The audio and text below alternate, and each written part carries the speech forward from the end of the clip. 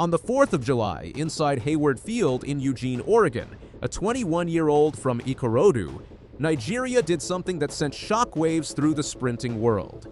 He beat the reigning 100-meter world champion. In front of him on his own turf in his Diamond League debut, his name is Kanyinsola Ajayi. And the man he just humiliated, Oblique Seville, is not some journeyman. Seville is the current world champion, coached by Glenn Mill, the same coach who built Usain Bolt into a legend. He is one of the fastest men alive on the planet right now. And on that Saturday afternoon, he watched a 21-year-old college athlete run away from him like he wasn't even there. Ajayi crossed the line in 9.84 seconds. Seville finished second in 9.89. In sprinting terms, that gap is enormous. And by the time the dust settled at Hayward Field, everyone in the sport was asking the same question. Who is Kanyinsola Ajayi, and where did he come from? This wasn't some small local meet either. The field at the Prefontaine Classic that day was stacked with talent. Christian Coleman, the former world champion from the United States, lined up in that race. Kenneth Bednarek, who had just won the 100 meters at the LA Grand Prix weeks earlier, was also there. It was one of the strongest 100-meter fields assembled all season, and Ajayi didn't just compete with them. He beat every single one of them. So how did he actually pull it off? Let's break down what happened in those 9.84 seconds. Off the blocks, Seville was the faster man. The Jamaican world champion exploded out of his starting position with the reaction time that made him champion in the first place. For the first stretch of the race, it looked like business as usual. The champion doing what champions do, getting ahead early and daring anyone to catch him.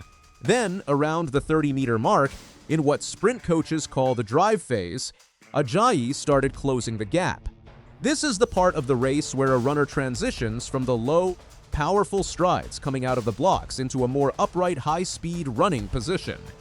Coaches consider it the hardest phase to execute, because sprinters either rise too early and lose their power, or stay too low for too long and bleed speed they can't get back. Ajayi got it exactly right. He powered through that transition with total control, and by the 30-meter mark, he had already taken the lead outright. This is the exact phase that separates good sprinters from great ones.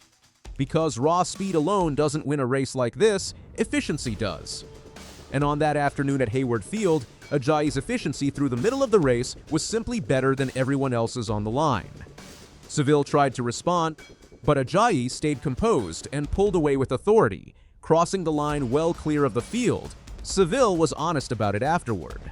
Speaking in the mixed zone, he said it wasn't his best race, admitting he probably could have executed things better, but that he was just glad to be racing healthy. A fair response from a champion who knew he had simply been beaten by the better performance on the day. Kenneth Bednarek wasn't as forgiving of himself. Finishing fourth, he called his own run terrible, saying he never found his acceleration and stepped out of his lane, and that against a field this good, mistakes like that get punished immediately. That's the level of pressure Ajayi's performance created. When he shows up running the way he did in Eugene, everyone else has to be perfect just to keep pace. Now here's why beating Seville means so much more than just another result on paper. Oblique Seville isn't just fast.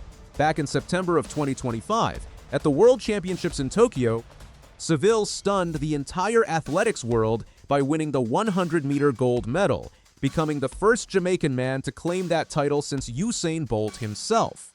He beat Kashane Thompson and Noah Lyles to do it, running a personal best of 9. 77 seconds in front of Bolt, who watched from the stands. That is the level of sprinter Ajayi just defeated at Hayward Field. And here's the detail that makes this story even sweeter.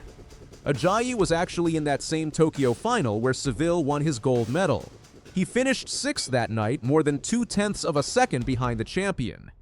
10 months later, on a track in Oregon, the gap didn't just close, it flipped completely, and the kid who finished 6th behind Seville in Tokyo went on to beat him outright in Eugene. Beating a reigning world champion isn't like beating a random competitor at a random meet. It's proof that you belong at the very top of the sport today, not in some hypothetical future. And Ajayi didn't do this against a diminished Seville either. This was a fully healthy world champion, racing at one of the most prestigious tracks in the world. in front of a crowd that knows exactly what elite sprinting looks like. Beating him there, on your very first Diamond League appearance, is not luck. It's a statement. To understand how a 21-year-old pulled this off, look at the season Kanyinsola Ajayi had already put together before he ever lined up at the Prefontaine Classic, because this win was far from a surprise if you had been paying attention.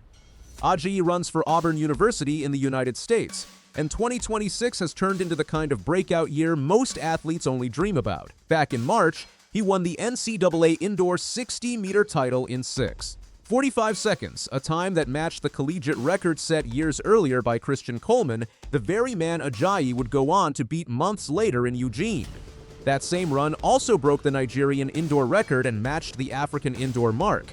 Then in May, at the NCAA East Regionals in Lexington, Ajayi ran 9.84 seconds to break Olusoji Fasuba's Nigerian national record of 9.85, a mark that had stood since 2006.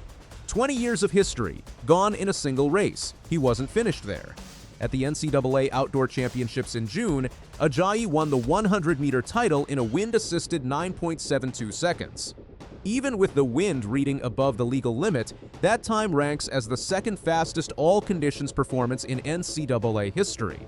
He swept both the indoor and outdoor NCAA sprint titles in the same season, becoming only the third Nigerian ever to win the NCAA 100-meter crown, following in the footsteps of Divine Oduduru and Olapade Adenakan. And Ajayi wasn't the only Nigerian making noise that weekend either. On the same day at the Prefontaine Classic, Nigeria's Tobi Amusan finished second in the women's 100-meter hurdles behind American Masai Russell, another reminder that Nigerian sprinting is having a genuine moment right now on the world stage. So when Ajayi lined up at Hayward Field against Seville, Coleman, and Bednarek, he wasn't some unknown college kid hoping to survive the race. He was a sprinter who had already broken a 20-year-old national record, swept NCAA sprint titles indoors and outdoors, and shared a start line with the very best in the world at a World Championship final. Beating the world champion at the Prefontaine Classic was simply the next box to check. After the race, Ajayi credited his college experience for preparing him for exactly this kind of pressure. He said the NCAA environment had gotten him ready for moments like this, and that racing against top athletes every single week gave him the confidence to compete on the professional stage without feeling intimidated. He also pointed to consistency as the thing driving him forward, saying he knows exactly what he's capable of and wants to keep performing at this level every time he steps onto the track. That consistency is exactly what makes this result so dangerous for the rest of the field going forward. This wasn't a lucky race from a young athlete riding a hot streak. This was a sprinter who had been breaking records and beating seasoned professionals all season long, finally doing it against the very best the sport has to offer, on the sport's biggest stage outside a global championship. With the Commonwealth Games and the next World Athletics Championships now on the horizon, Kanyinsola Ajayi has put every major sprinter in the world on notice.